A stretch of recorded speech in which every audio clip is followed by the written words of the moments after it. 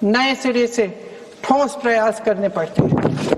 अफसोस की बात यह है अध्यक्ष महोदय कि इतना हो जाने के बाद भी आदरणीय प्रधानमंत्री महोदय जी और उनके साथी इस सच्चाई को समझ नहीं पा रहे हैं।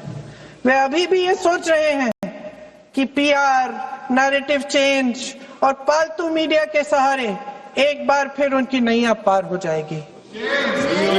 परसों शिक्षा मंत्री जी ने शर्मनाक परिस्थितियों में अपना इस्तीफा दिया और कल यहीं मकर द्वार पर मेरे सत्ता पक्ष के सांसदों ने जिंदाबाद के नारे चिल्लाते हुए उनका संसद में ऐसे स्वागत किया जैसे मानो कोई सुपरस्टार पहुंच गए हैं। विडंबना देखिए महोदय, जब भूतपूर्व शिक्षा मंत्री को मुकुट पहनाया जा रहा था, स्वागत हो रहा था उनका, तब महाराष्ट्र में एक परिवार पेपर लीक पीड़ित अपनी बेटी की आत्महत्या का शोक मना रहा था। आपकी सरकार ने देश के करोड़ों छात्रों को क्या संदेश दिया? आपको किस बात का गौरव है, किस बात का अभिमान है? ये कौन सा अहंकार है? जहां आंखों में शर्म होनी चाहिए वहां बेशर्मी और स्वागत के नगाड़े बजाए रह रहे हैं। एक तरफ मातम है, दुख है, यहाँ फूल माला डाल रहे हैं। कोई आप पर कैसे यकीन करे? प्रधानमंत्री महोदय जी ने नया शिक्षा मंत्री चुना, एक ऐसे व्यक्ति को इस पद पर आसीन किया जिसने एक गर्भवती महिला के बलात्कारियों की रिहाई पर अपनी सहमति व्यक्त की, खुशी जताई। देश की करोड़ों लड़कियों को प्रधानमंत्री जी ने क्या संदेश दिया? सर, अखबारों में है। अखबार में नहीं, मेरा कुछ भी बोल के चले जाते हैं क्या? क्या है इनके पास? आरोप लगा दीजिएगा, कोई नियम कानून नहीं है।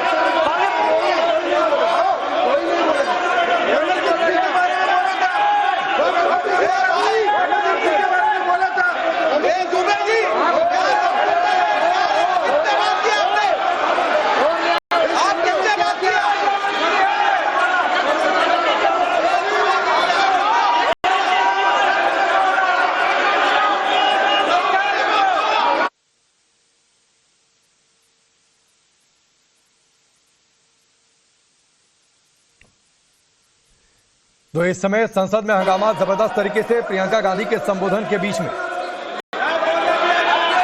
अध्यक्ष महोदय जी, जो श्रीमती प्रियंका वाड्रा गांधी जी बोल रही थी, तो बीच में उनके वहां से भी टोका टोकी पहले भी हुए, हमारे यहाँ से भी हुए थे।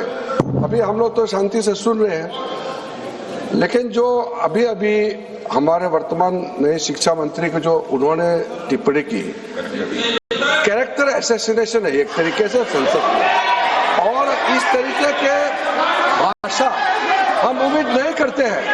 मैं इसमें प्रहलाद जोशी जी ने भी खुद कहा है, एक तो उन्होंने प्रियंका जी ने जो गलत बात कही है रिकॉर्ड पे, उसको रिकॉर्ड से हटा दिया जाए।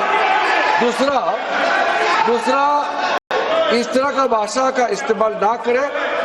आपने डिबेट से पहले आपने अपील किया कि संसद में डिबेट का स्तर को नहीं गिराने चाहिए। उनके पार्टी के वो सीनियर लीडर है, वो पहली बार चुन के आए हैं, मगर उनके पार्टी में सीनियर है। जिम्मेदारी के साथ बोलना चाहिए।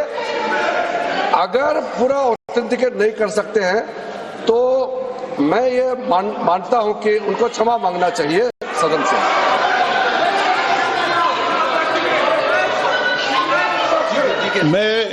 मेरा मत ये सदन के अंदर, ये सदन सर्वोच्च लोकतांत्रिक संस्था का सदन है।